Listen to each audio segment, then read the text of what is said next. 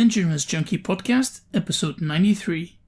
Brought to you by Health IQ, an insurance company that helps health-conscious people get special life insurance rates. Go to healthiq.com/junkie to support the show and learn more.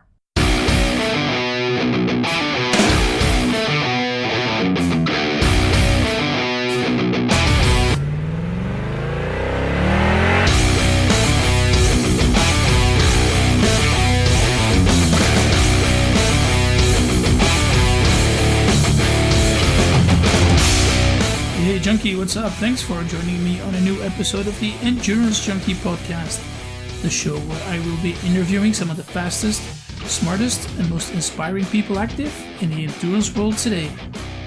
And before we get going, I would like to thank Health IQ for supporting.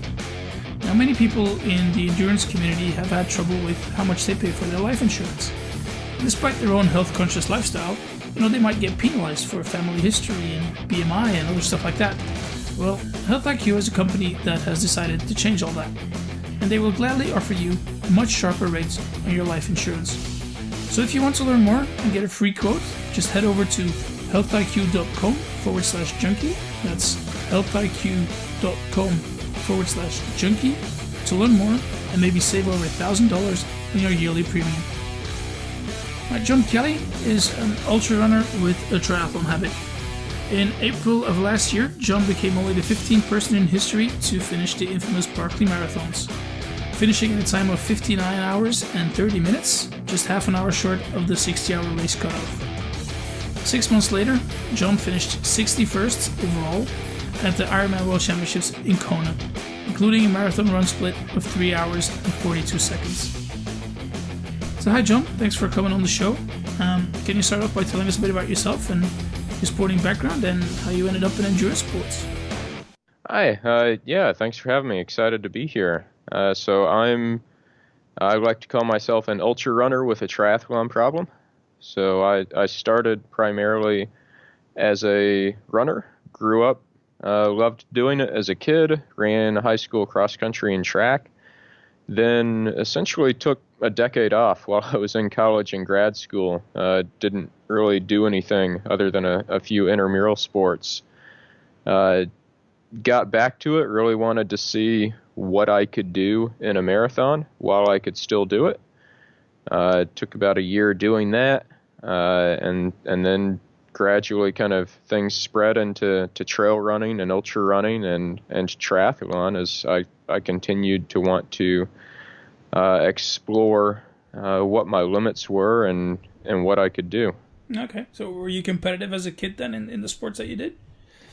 I was good. I wasn't great. I actually have my I won my kindergarten turkey trot. That's good. And the next race that I won after that was actually last year and an ultra. So there was a solid quarter century gap there between my wins. But like in high school, for example, I was good, but I wasn't all state or even all region or anything. So you can get on a scholarship on sports merit? No. I mean, maybe if I had gone to an extremely small college, I could have. No. But otherwise, I wasn't of that caliber. Okay, not good stuff. So we'll skip forward then quite a number of years, and then the main reason that I'm having you on today is because you earlier this year became only the 15th finisher ever to finish the Barkley Marathons, the race that's been organized since 1986, I believe, and really boasts about having a nearly 100% failure rate. For those of us that are not maybe familiar with Barkley Marathons, can you quickly explain what it is and what makes it so tough? So it's just the sheer number of factors you have to deal with really is one of the things that makes it tough. So it's called a 100-mile race. It's probably closer to 130, so about 200K. And it has 65,000 feet of climbing during the race, so the equivalent of going up and down Everest twice from sea level. And it is mostly off trail and entirely unmarked.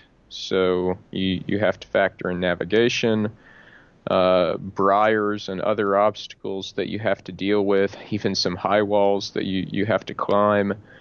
And the cutoff for this is 60 hours. And for that terrain and for the distance and the navigation, that's a very tight cutoff. So you really don't have time to do anything like sleep. And then there are a number of other things the race director does to just kind of play with your head. Like you don't know what the starting time of the race is until an hour before it starts. Okay, so it's a real bit of a mind fuck, the whole thing. Yeah. Okay, so what drew you to that race? What made you give it a go?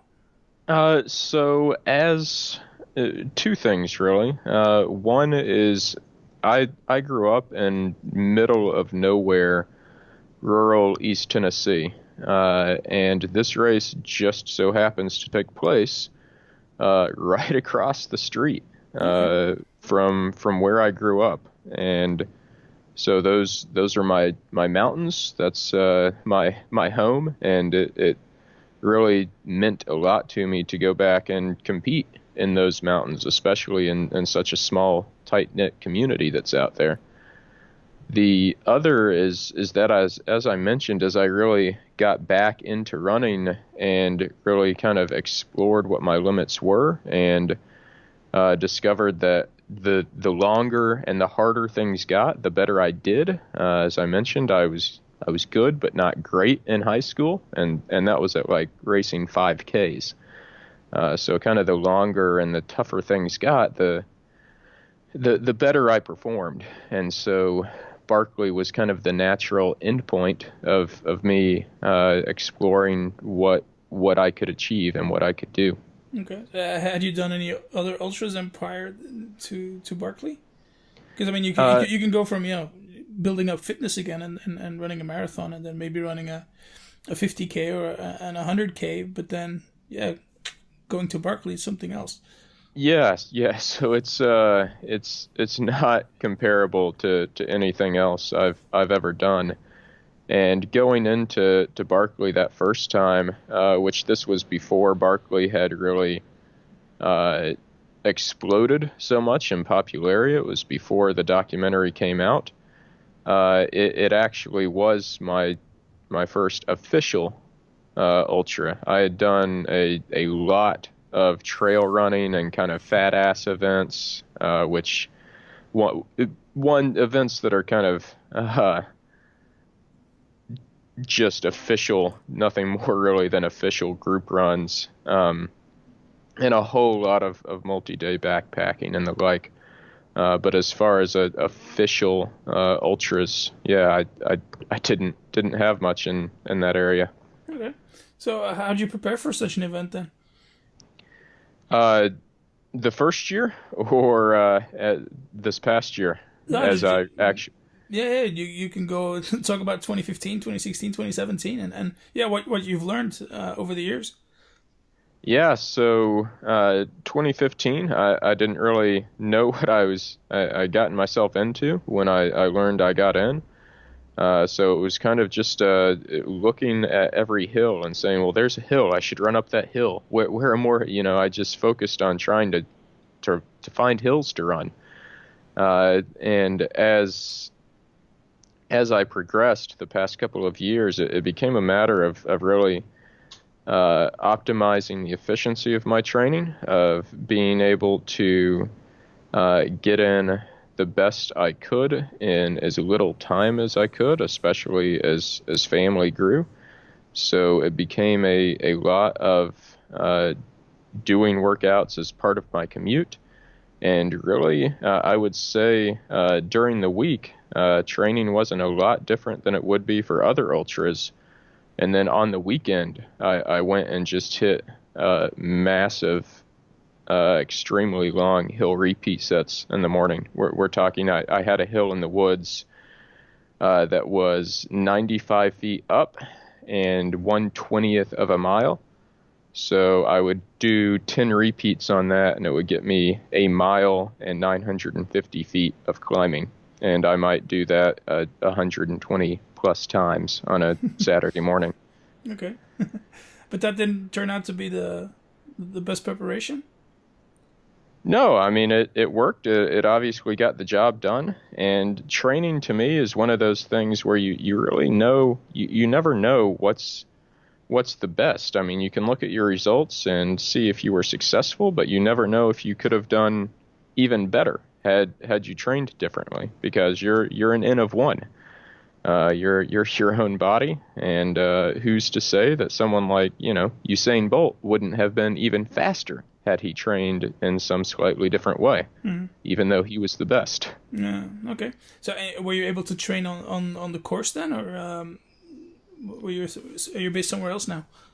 No. So I live near Washington D.C. now, so it's about a 9-hour drive from the course, and even if you are down there, you're not allowed to train on the off-trail sections. So you can train on the few sections of the course that are on trail, but outside of that, you're pretty limited as to what you can do. Yeah. So the fact that you grew up there wasn't really much of an advantage? It was, in that I knew what kind of terrain to expect, and I knew how to navigate in that terrain. And I wasn't shocked when I would come up against I think that's the issue for a lot of people that go out there who are used to ultras out west, where it's big open landscapes, and then they come to East Tennessee and they're shocked by the steepness of some of the climbs, by the limited visibility, and the thickness of the undergrowth. And that was all stuff that I knew quite well, and it wasn't a surprise to me when I encountered those things. Okay. So you raced 3 times, 2015, 2016, 2017. This was your first time that you finished. Yeah. How did those first two races go, and what kept you motivated to keep coming back and making it to that finish line? So the first year, nutrition is what eventually did me in. That was, again, I wasn't very experienced at things like that. I thought I was going to live off of energy gels and bars the whole time, and after 30 hours or so of that, your stomach says nope, no more. And so I got to that third loop, and I basically didn't eat anything, and after finishing 3 loops, I was kind of shutting down. And so the 2016, I made 4 loops, and that time my issue was that I got caught up in some briars early on in the race, and that resulted in navigation error that cost me a huge chunk of time that made it impossible for me to get any sleep later on. And so by the end of I completed 4 loops and started my 5th loop, but by that time I was gone, and I got 1 book on the 5th loop, and then just couldn't make it any farther than that. Yeah. Okay. Because it's also a bit about the books. That's sort of something that proves that you've done the course, right? Yeah. So they're essentially. You can think of them as unmanned checkpoints. Okay. And so they're out there. You have a bib number, and pull a page out of each book corresponding to your bib number. And that shows that you did the actual course, because again, there is definitely a course. That's a bit of a misconception people have sometimes, that it's an orienteering event and you're just kind of going from point A to point B however you can. So yeah, the books really serve nothing more than checkpoints. Okay. So yeah, how was your 2017 race then? You finished. You ran together with Gary Robbins, I believe, for a lot of time. So Yep. can you take us through your 60 hours there? Yeah, a lot happened in those 60 hours. So there were a lot of very strong runners in the race this year, and we had kind of envisioned that there would be a very strong group up front for at least the first loop, and as we made the race started at 1:42 a.m. And so for even though it was the first time I'd actually fallen asleep, I didn't get much sleep before the race, and we started in the middle of the night, and we got up to the top of that first climb. The fog was just so thick, and with the headlamps reflecting off of it and shining back in your face, you could barely see your own hand stretched out in front of you. Tough conditions. And so, of all the conditions, that's something else that's bad about Barkley is you could go from freezing cold to scorching hot to windy or snowing or any weather conditions can happen in that area that time of year. But the absolute worst is the fog, and so we didn't take the time that we should have. We made a lot of navigational errors, and it set us back a lot of time. And when we came in to the end of the first loop, it was already just Gary and myself together. And by that point, we kind of figured out that we needed to work together to prevent any more big navigational errors. And we went on from there. We kind of, again, were playing catch up the whole time. Did pretty well for the second and third loops. Made a few errors on loop 4 that kind of set us back again. And then on loop 5, we had to go in opposite directions, and so I was back by myself. And for me, again, the sleep deprivation and the mental challenge was by far the hardest part. I took 2 naps out on the course. I took them in places where that were very uncomfortable. They were exposed and cold and windy, so that my hope was after 10 or 15 minutes, my body would decide that, okay, there is something worse than not sleeping, and that is staying on top of this ridge. And that worked pretty well. So it got me a few little power naps to catch up and keep going and make it through that 5th loop. But it was such a mental battle that entire time, right up to touching the gate. And I couldn't. I thought that I was close last year in 2016 when I made it to the 5th loop and got 1 book. But the difficulty of that 5th loop is just so far beyond any other part of the race. It was unbelievable. And there was a lot of work still to be done to make it through that final loop. Yeah. So what goes through your mind when you finally touch that yellow gate? I can stop. Yeah. Laz kind of jokes that the reward for finishing Barkley is that you don't have to do another loop. And as kind of absurd as that sounds, when I was out there on that 5th loop, nothing sounded like a greater reward. I was just there at the end. I was so mentally completely focused on just the one thing, just going and touching the gate.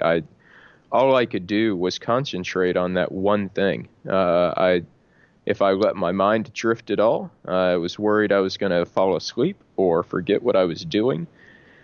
And I did not have the mental capacity to think about more than that one thing. And so when I finally touched the gate, it was just complete physical and mental relief. of, I can finally relax. I can let my mind go to something else now.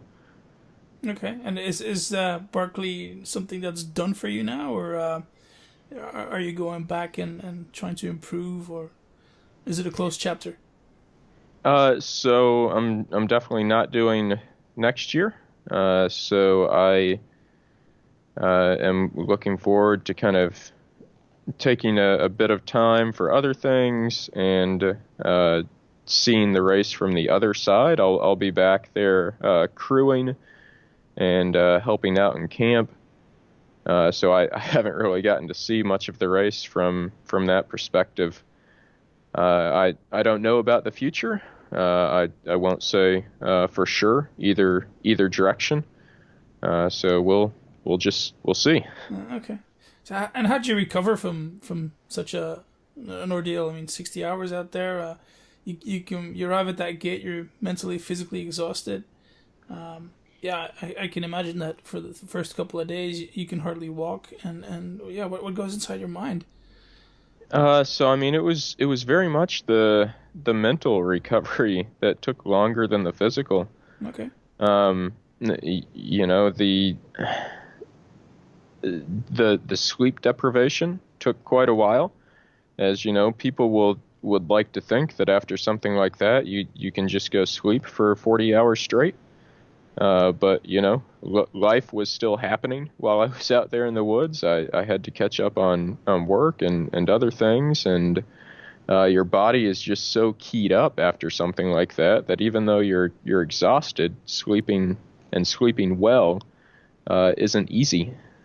And so that took a while to catch up, and then just having time to process things. I mean, it took me a long time to actually be able to just take a moment and actually absorb what I had done and process everything, and then kind of getting over that post-race effect of not knowing what you're going to do next. And so that took quite a while. The physical aspect of it, that probably took a week or so. But I've gotten to the point where I recover from that part pretty quickly after races. Okay. Yeah, but on the other hand, you had to switch it mentally because you were also participating at the Ironman World Championships in Kona later that year in October. So you had something after Barkley. Yeah, how did that go? You qualified in Maryland 2016, so you knew you were going to Kona and you could really focus on training for that event. Yeah, how did that go? Yep. It went well. So it was still difficult for me even with it being Kona to really focus on that in particular. The way that I did Barkley, as Barkley was kind of my big event, my big goal. So it took me a couple months to really fully switch gears and get focused on Kona. But once I did, I got a pretty good training block in. Got to the race, and I mean, it was a great event. It was a great trip, and I ended up finishing.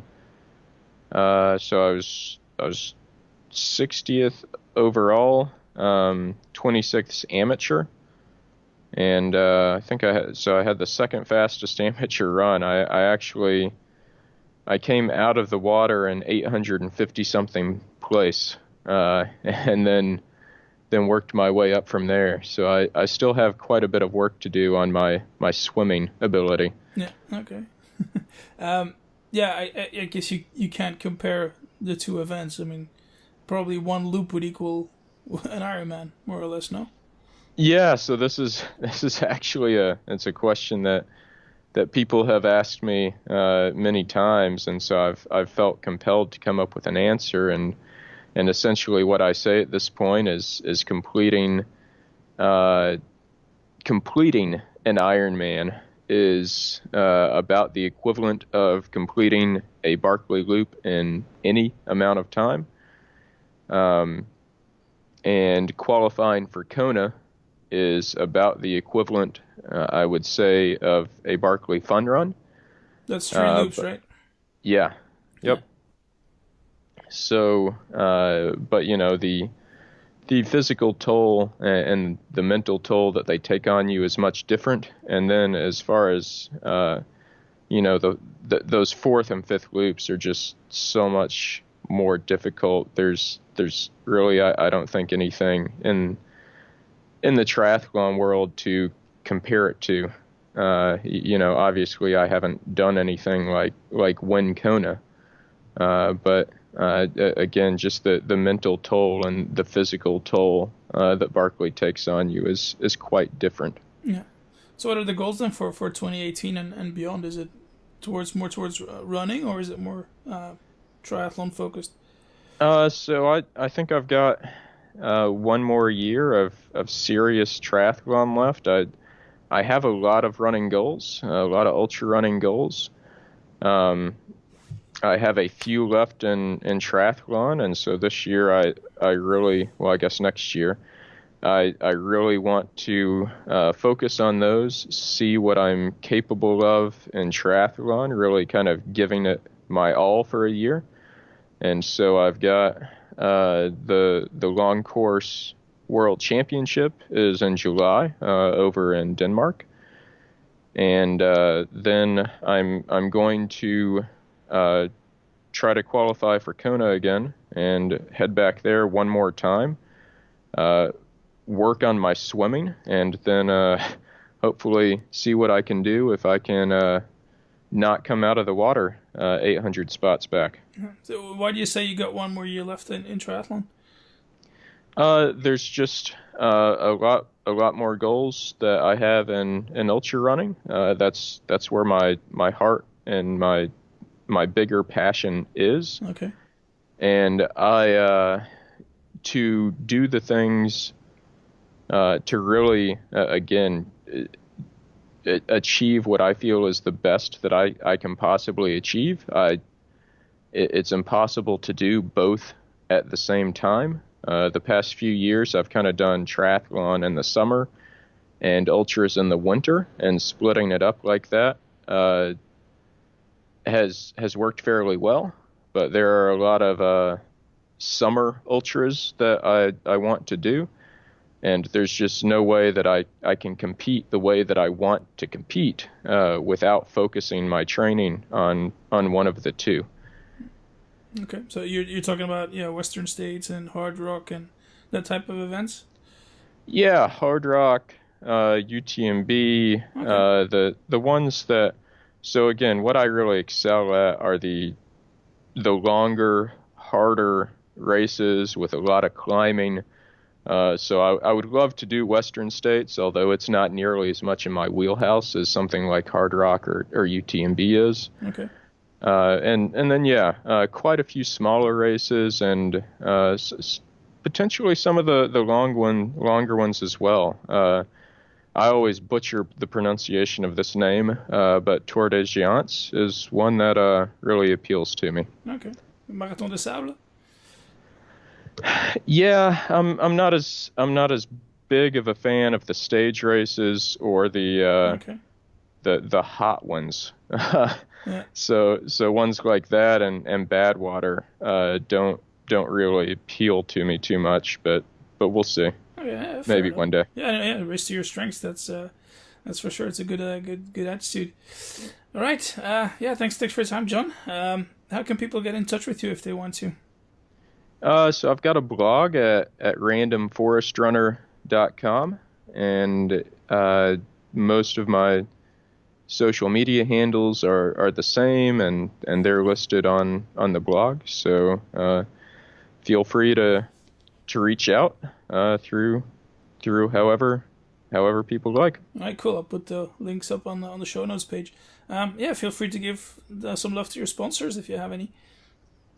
So in triathlon, I had an awesome year racing with Team Everyman Jack. We're supported by a great group that It includes Felt and Roka and Garmin and quite a few that really help us cover the logistics of the massive amount of gear that is involved in triathlon.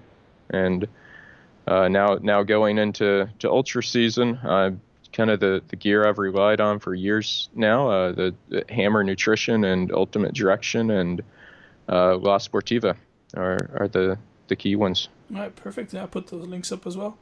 Anything else you want to plug?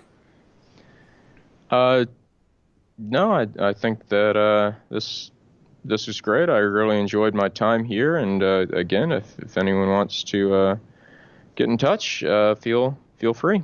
All right, cool stuff. I got one more final question to finish it off. We finished the interview. You step outside the house there, and you find a lottery ticket that ends up winning $10 million. What do you do? So I travel and I run and I move somewhere in the mountains, ideally on a lake, and go from there. I wouldn't be able to completely retire and quit work. I need that sort of mental stimulation, but I would really start working on things that were of interest to me and I feel like of benefit to society, rather than needing to focus on things that are just to pay the bills. Mm-hmm. So those would be the key things, I think. Run more, travel more time with family, and working on the things that I want to work on. Yeah, enjoy life to the fullest. Yep. All right, perfect. Thanks for your time, John. Much appreciated. Thank you. Enjoyed it. Hi, Junkies. Thanks for listening to this episode with John Kelly. Now, if you like these little interviews and don't want to miss any future ones, just head over to iTunes or Stitcher and simply subscribe to the show. And we're also on Spotify, so if that's your preferred medium, just search for Endurance Junkie Podcast in the search bar and you will find me no problem. Alright, thanks again for listening, and I hope you'll join me next time. Cheers.